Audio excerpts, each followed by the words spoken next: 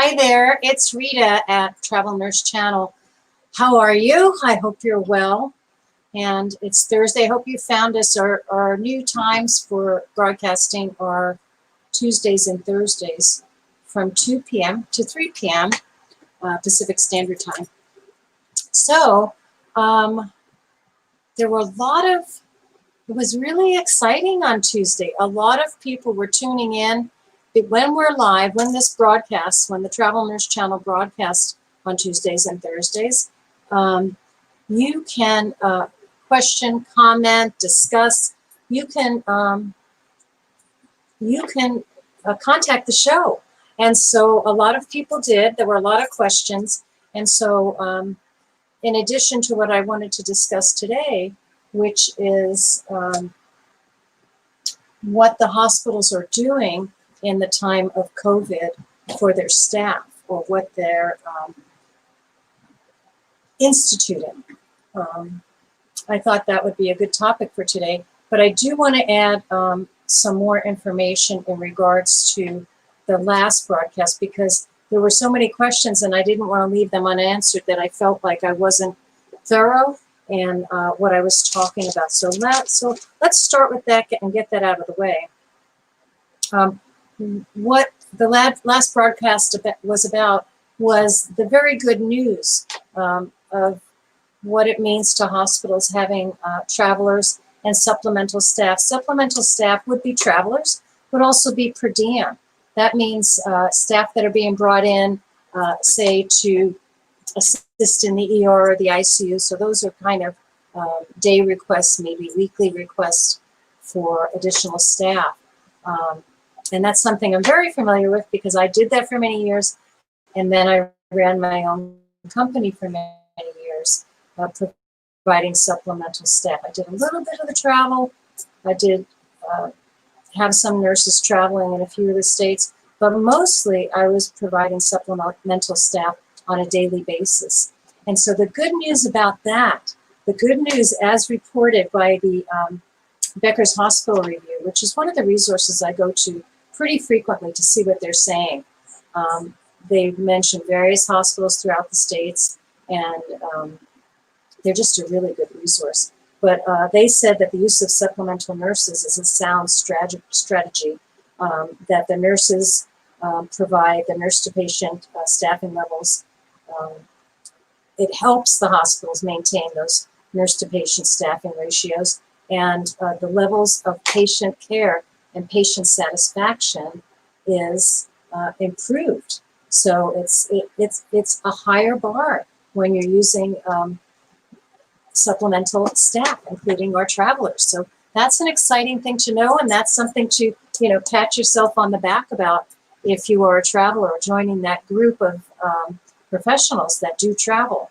And we're called the Travel Nurse Channel, but we are here for those needing the supplemental staff, and for the staff, not just the nurses, but the nurses, the techs, the therapists, all of the allied caregivers.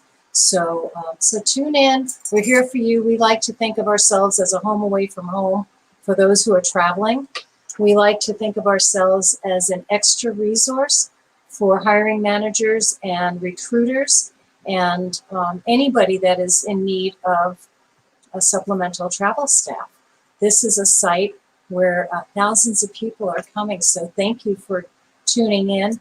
And please, if you have questions or comments, if you are interested in a particular topic, let us know, because I will do my very best to accommodate.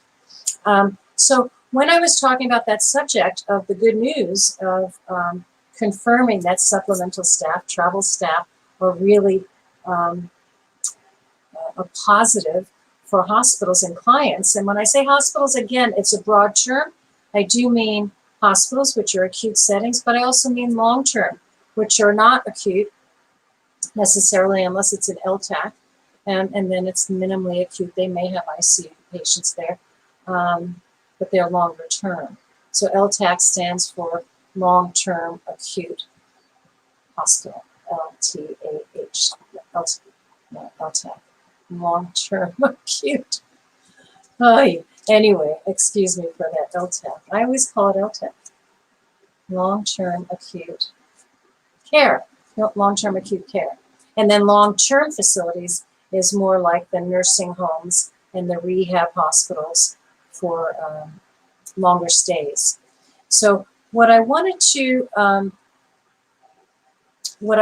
clarify, and I mentioned this, I'll jot it down real quick, and I think it is there in our heading today, is the HCAHCPS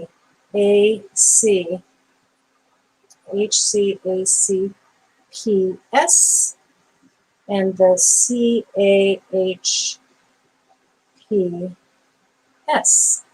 Okay, those two terms, I think, where am I?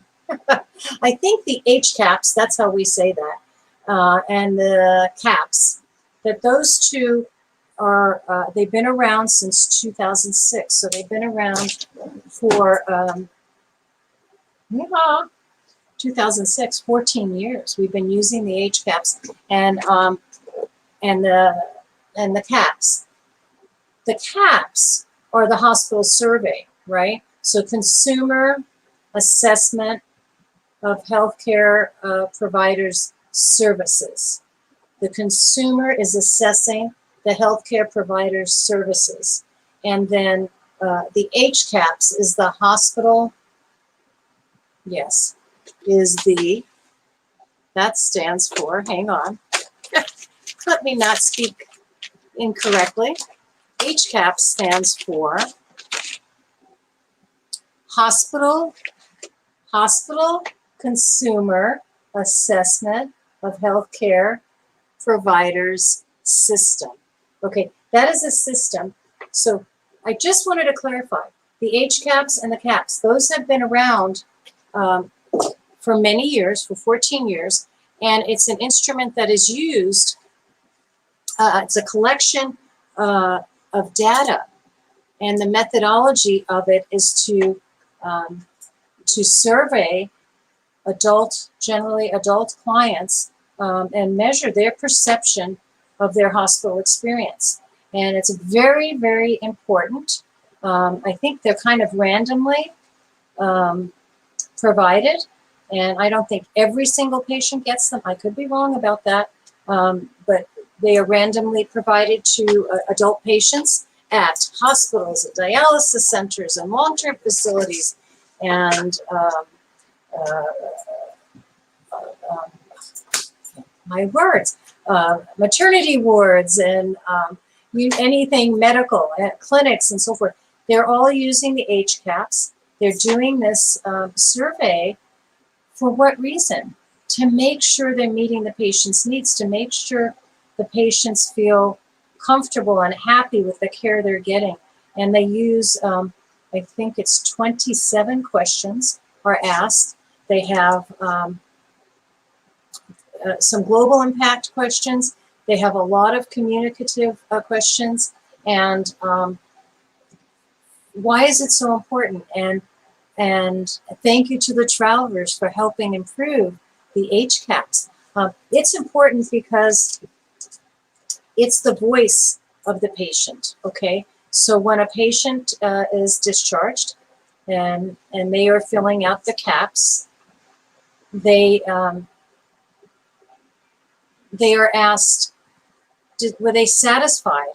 One of the bigger questions, one of the global questions in that assessment tool is, would they recommend that hospital?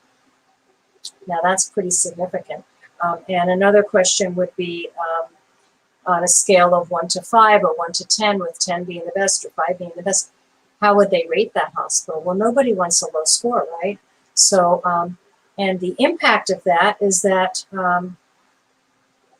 it's very poor for their reputation if they're not getting good scores on these HCAHPS. So it's very significant. Some of the questions, the very basic questions, are your communication with the nurse. Were you satisfied with that? Scoring it. Or your communication with the doctor. Were you satisfied with that? And scoring that. The responsiveness of the staff.